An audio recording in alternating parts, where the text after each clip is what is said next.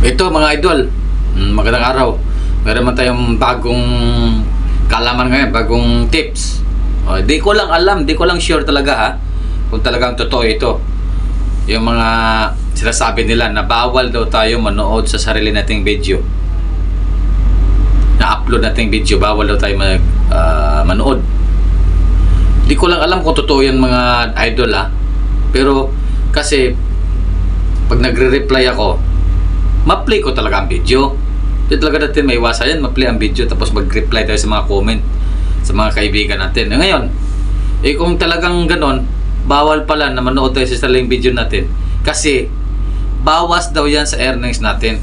Maubos ang earnings natin ito mga idol.